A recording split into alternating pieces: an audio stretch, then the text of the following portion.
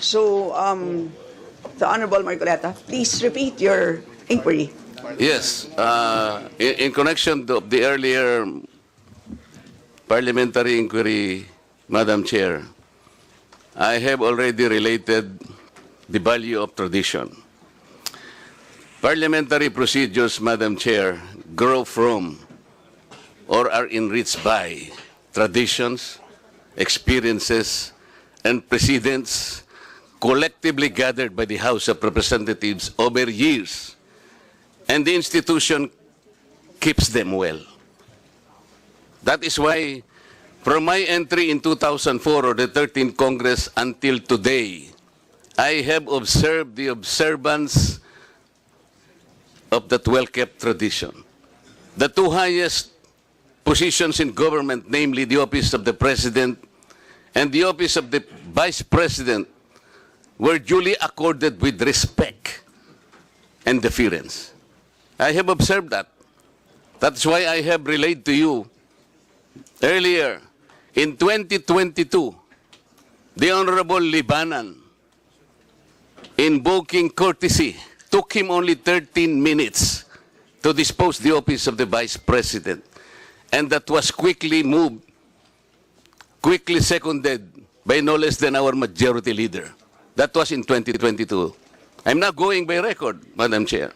2023, I said, no less than the presidential son, our own senior deputy majority leader, stood up and said that in line with the time-honored tradition of according courtesy to the office of the Vice President, I move to terminate the budget briefing of the OBP. And I can recall the Honorable Castro strongly objected. No, Manuel. No, that's in 2023. This is by the record. And she objected, but her objections were rejected by the committee because the committee already terminated the proceedings. And she kept on requesting, Madam Chair, that she makes at least her manifestation. And she was unable to do that because the proceedings were terminated.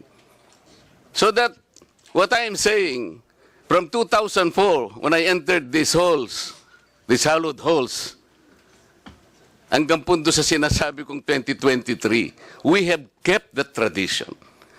Ngayon po, kung ano-ano ng mga tanong ang ginawa, in 2023, 22 minutes.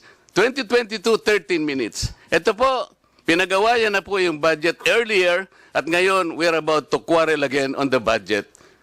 Ang tanong ko nga po ngayon, dahil nga po sa nangyayari ngayon sa budget ng Office of the Vice President, and despite her manifestation that she will no longer defend her budget because she forgo,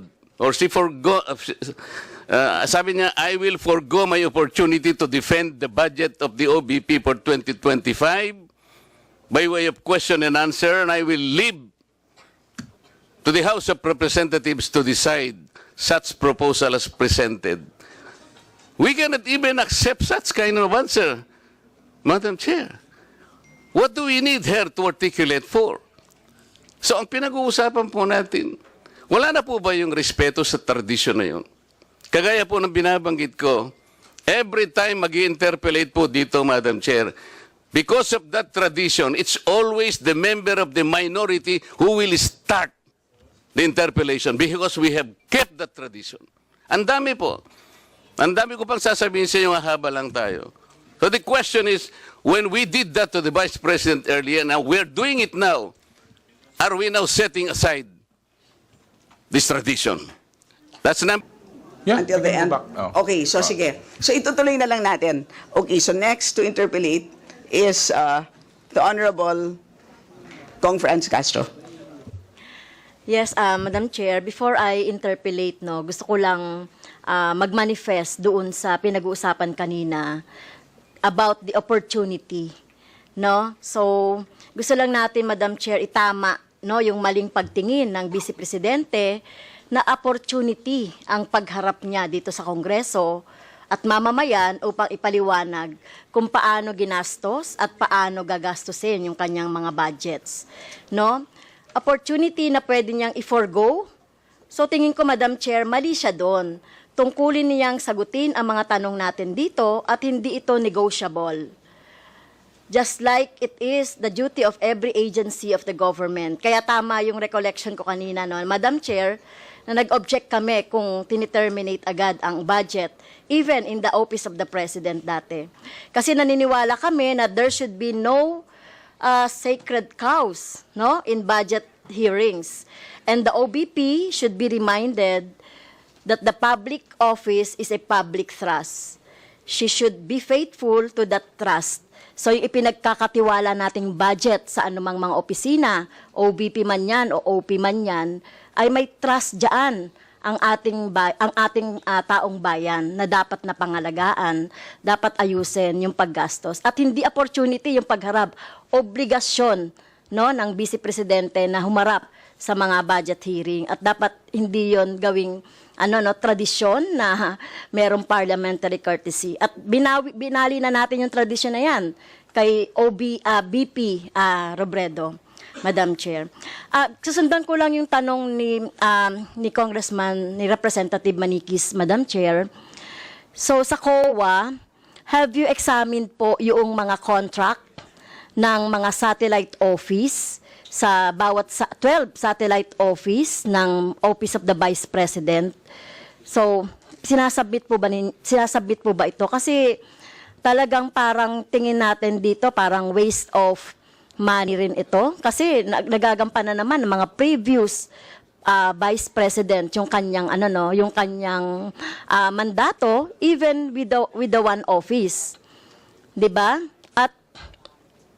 At yun muna yung tanong natin sa COA. So, nire-require nyo po ba yung mga contract of lease or contract of rent sa bawat opisina or satellite office, Madam Chair? Madam Chair, for the contracts or the purchase orders, based on COA circular, we have guidelines that it is mandated or it is required to be submitted within 5 days after the perfections of the contract. Submitted to the audit team for verification and audit. Thank you, Madam Chair. Nag-submit po ba ang OPP doon sa, ilan ba yon sa 2023? 7 na satellite offices ay may dagdag na 4 or 5? Madam Chair, based on our audit, the contracts for the rental of office spaces were submitted to the COA. So have you examined po yung contract? Kasi parang lumalabas dito na kung titignan natin, ako nakita ko na rin kasi yun, kasi nag-imbestiga rin ako doon sa mga satellite offices. Ang itsura nito ay hindi naman siguro worth that much na pagre-rent. So have you visited din po yung mga satellite offices, ang COA? Madam Chair, unfortunately, we have not yet visited some of the extensions offices because for information, we just assumed the office at the office of the Vice President last March 2024. So wala kaming limited lang time namin then but then last kailan yung June. But then last June and July, we have visited the Davao satellite offices and the Cebu satellite office. Well, Madam Chair, siguro advice din natin sa ating COA, no, for further study and para mas konkreto po yung ating pagbusisi, no. Can you visit siguro, no, later on yung mga satellite offices. So Madam Chair, actually, we have plans to visit the satellite offices for validation also of the operation. What is how the OPP satellite offices operates and how they use the funds for the implementation of the programs. yes, so mahalaga ito, Madam Chair, dahil yun nga sinasabi ko nga, parang first time ito na may BP na merong mga satellite offices. Parang dinaig niya pa yung Office of the President na isa lang yung yung offices. And Well, opinion ko lang naman ito. Kung makikita natin yung mga offices at ang location nito ay parang campaign offices, no? Kasi nasa lugar na kung saan tiyak natin yung mga yung mga boto. So, well, that's my opinion lang dun sa mga location ng mga offices na hindi naman siguro kailangan kasi katulad na sinabi ni Congressman Manikis kanina, we can do away naman with that kasi yung ating mga line agency related doon sa mga services ay nagagawa naman yan. Okay, so dito na po ako, no? Tutuloy na po ako sa aking next pa na mga question, Madam Chair. Dito kasi sa mga, nandyan po ba ang DBM, Madam Chair? DBM Director Brillantes. Chair ng Office of the Vice President as regards to the more than 2 billion.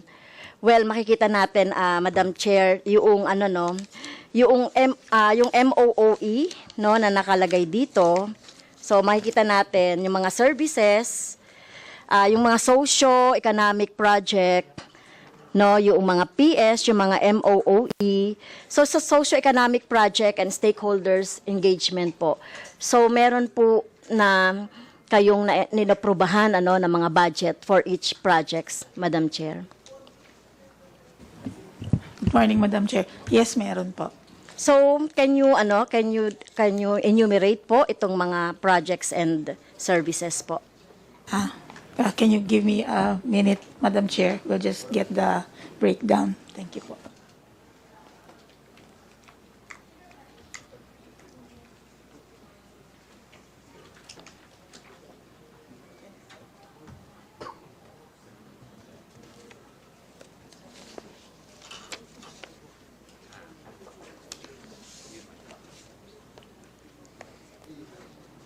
Well, baka matagalan pa, Madam Chair. Nandiyan na ba?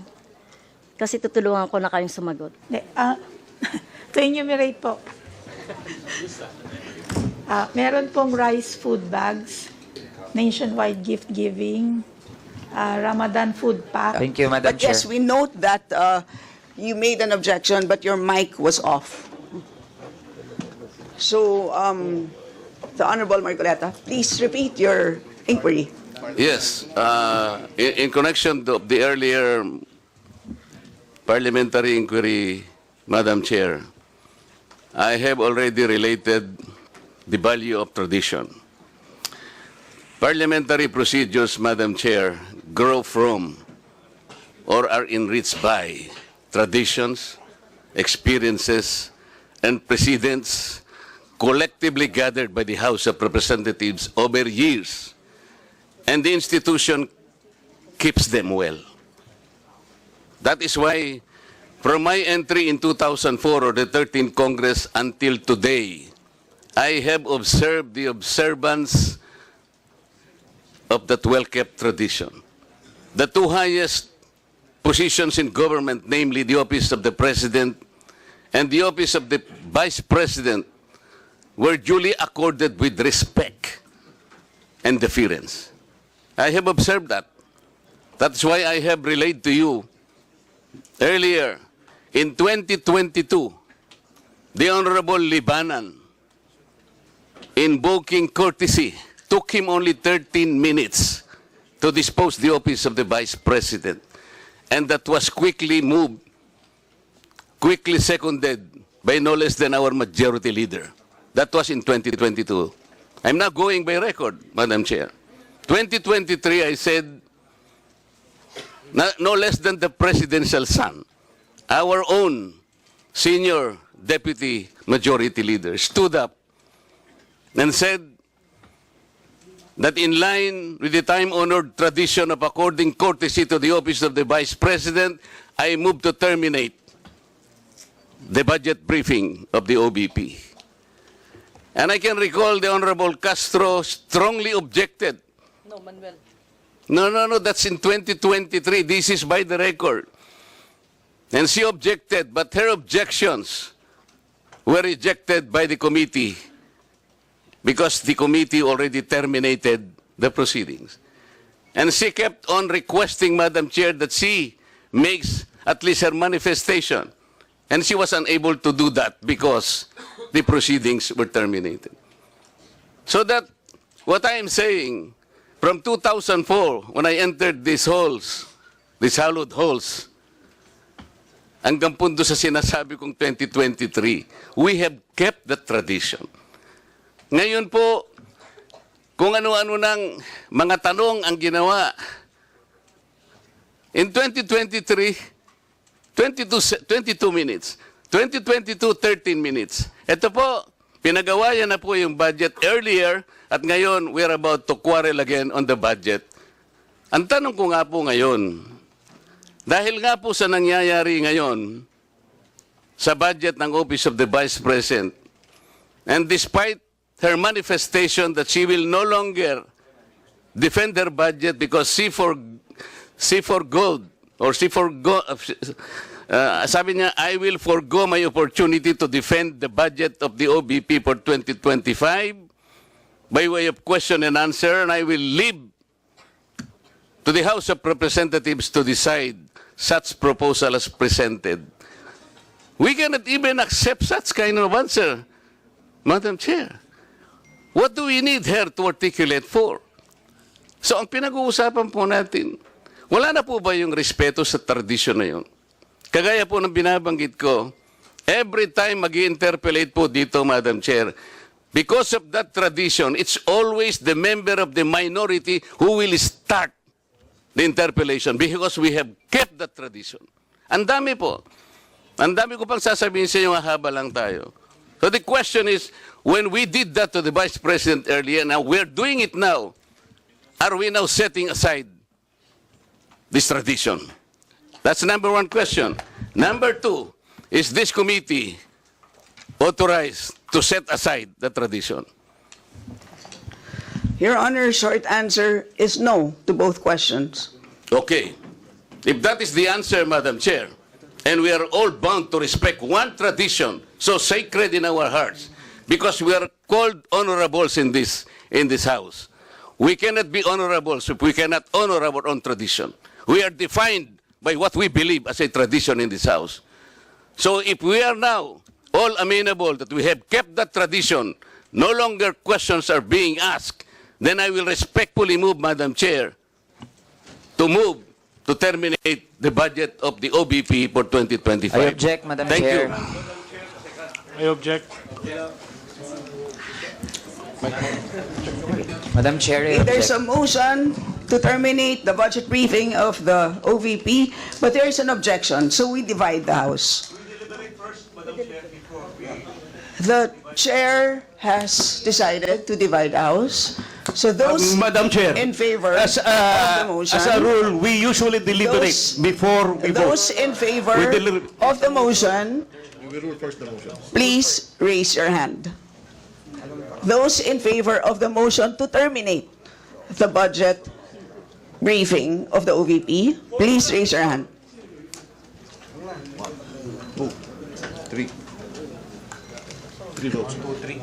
All those against. Those who are not in favor of terminating, raise your hand. For non-tradition.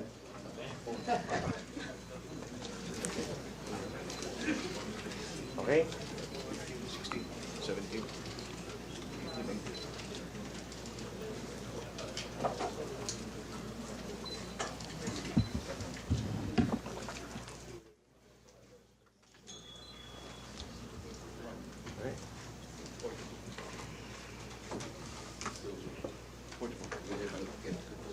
45. 3 in favor, 45 against. 3 in favor, 45 against. Motion is The motion lost. is Lost. lost. Madam Chair, I thought we have kept the tradition. The tradition is no longer ask any question. That was the tradition. So why are you voting against the motion? The majority of the It- will it's- is it's- always respect. It's The will of the inconsistent majority with the is always tradition that respected. we have already agreed to observe. So We will Yes, Madam proceed Chair. to the next. You mentioned earlier that we will keep up the tradition. You said no.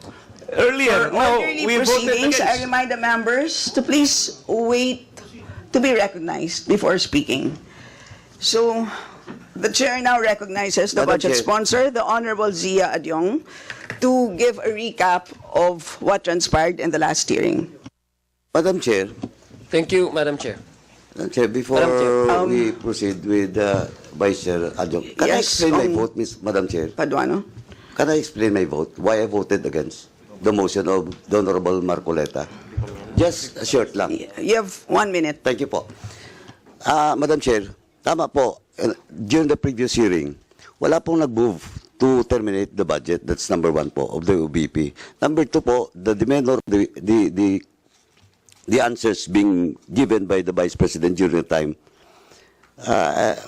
Personally, it does not satisfy this representation. Thirdly, Madam Chair, the courtesy being given to the office of the Vice President is afforded if she is present in today's hearing. How can you give that courtesy when Faki is absent in today's hearing, Madam Chair?